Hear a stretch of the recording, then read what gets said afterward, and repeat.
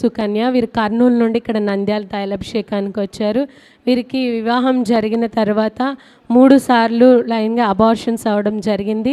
ప్రతిసారి గర్భం వచ్చేది 2వ నెలలోనే అబార్షన్ అవ్వడం జరిగింది.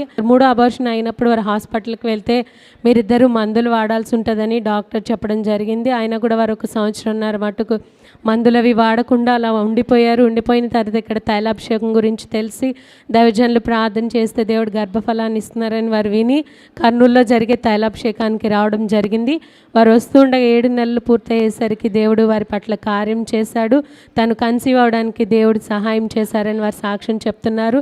అలాగే ప్రతిసారి 2వ నెలలోనే అబార్షన్ అవుతుందని ఆ 2వ నెలలో దైవజనుల దగ్గరికి వచ్చి తను ప్రార్థన చేయించుకుని తన సమస్య చెప్పినప్పుడు దైవజనులు లేదురా ఈసారి నిలబడుతుందని ప్రార్థన చేసి పంపించారు. ప్రార్థన చేసిన విధంగా దేవుడు కార్యం చేశాడు. ఇప్పుడు తను 7వ నెల గర్భిణీగా ఉన్నానని సాక్ష్యం చెప్తున్నారు. ఈ సాక్ష్యం దేవుడు దీవించునుగాక.